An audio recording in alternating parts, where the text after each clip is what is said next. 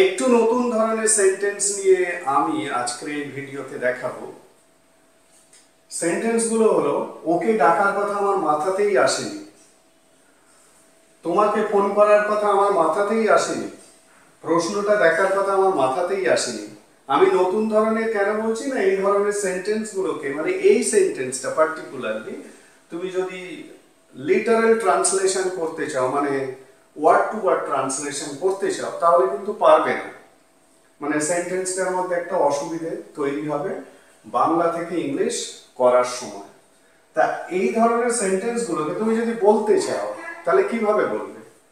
এখানে এই যে মাথাতে আসেনি, এই অংশটা আমার সমস্যার কারণ, মাথাতেই আসেনি।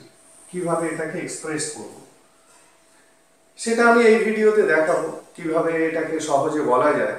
তবে ইংরেজি বলা বা লেখার জন্য যেটা জরুরি সেটা শুধু টেন্স জানলেই হয় না, শুধুমাত্র মডার্ন জানলেই হয় না। সবচেয়ে গুরুত্বপূর্ণ যে জিনিসটা আমি মনে করি সেটা হলো ইউসেজ অফ ওয়ার্ডস, মানে শব্দের ব্যবহার। শব্দের ব্যবহার সঠিকভাবে না জানলে বলা লেখা কিন্তু ভালোভাবে সম্ভব নয়। তো এখানেও সেরকমই একটা জিনিস তোমাকে ব্যবহার করতে হবে, শব্দের ব্যবহার। সেই শব্দটা কি আমি এখানে দেখাই। তাহলে ওকে ডাকার কথা আমার মাথাতেই আসেনি, কি বলবো? দেখো, নাথিং, আমি আগে ইংলিশটা লিখে নিই। Nothing was further, nothing was further from my thoughts,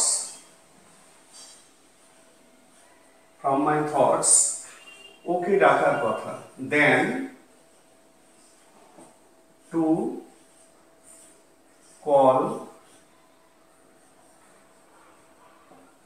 call him।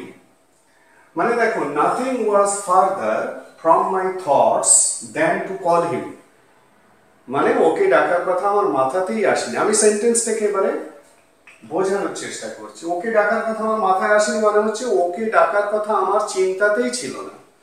মানে ওকে ডাকার কথা ছাড়া আমার মাথাতে সবকিছুই ছিল। এখানে আমি ওয়ার্ড টু ওয়ার্ড ভেঙে দেখানোর চেষ্টা করছি। নাথিং ওয়াজ ফার্দার, কোনো কিছুই ছিল না দূরে। ফার্দার মানে এখানে দূরে। এটা অ্যাকচুয়ালি ফার্দারের একটা ব্যবহার, মানে ফার্দার দিয়ে সেন্টেন্সটাকে অ্যাকচুয়ালি তৈরি করা হচ্ছে। নাথিং ওয়াজ ফার্দার, কোনো কিছুই দূরে ছিল না, ফ্রম মাই থটস, আমার চিন্তা থেকে, দেন টু কল হিম, ওকে ডাকা ছাড়া। এখানে দেন মানে ছাড়া। নেক্সট পরেরটা একইভাবে হবে। তাহলে nothing was further my thoughts, further from my thoughts, nothing was further from my thoughts then to কি ছাড়া? তোমাকে ফোন করার কথা ছাড়া, then to phone you। বোঝা গেল? nothing was further from my thoughts than to phone you। তার মানে আমার মাথাতেই আসেনি মানেই হচ্ছে আমার মাথাতে ছিল না। একইভাবে প্রশ্নটা দেখার কথা আমার মাথাতেই আসেনি, তার মানে nothing was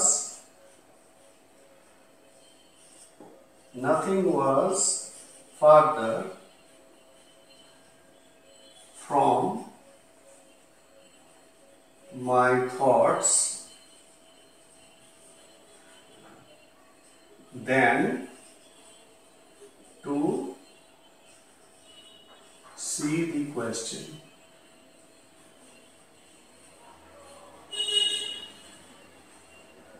বোঝা গেল? মানে আমি বোঝাবার চেষ্টা করছি যে এই ধরনের বাক্য, এই ধরনের সেন্টেন্স আমরা আমাদের এভরিডে স্পোকেনে কিন্তু পাই। তো এই ধরনের সেন্টেন্সগুলোকে তোমরা যদি ইংলিশে বলতে চাও, কিভাবে বলবে? সমস্যার জায়গাটা এটা, আমার মাথাতেই আসেনি। সেটাকে কিভাবে সলভ করা হচ্ছে? Nothing was further from my thoughts, মানে আমার চিন্তা থেকে দূরে ছিল। তারপরে দেন ছাড়া, যেটা ছাড়া, মানে than to call him, than to phone him, than to see the question। তাহলে বাক্যের গঠনে সবচেয়ে গুরুত্বপূর্ণ যেটা সেইটা হলো এইটাকে তোমার মাথায় রাখতে হবে, মাথাতেই আসেনি। নাথিং ওয়াজ ফার্দার, আমার মাথা থেকে দূরে ছিল, from my thoughts, from my thoughts than to plus v1। মানে যেটার অ্যাকশনটা তোমার মাথাতে ছিল না সেই অ্যাকশনটা এখানে বসাতে হবে। এখানে যেমন ডাকার কথা মাথায় ছিল না, তাহলে কল। এখানে যেমন ফোন করার কথা মানে ফোন, এই সেন্টেন্সটাতে দেখার কথা মানে প্রশ্নটা দেখার কথা, টু সি, সি। তারপরে অবজেক্ট থাকলে অবজেক্ট বসলো, বোঝা গেল? তাহলে এইটা হলো বাক্যের গঠন। Nothing was further from my thoughts than to verb 1। বোঝা গেল?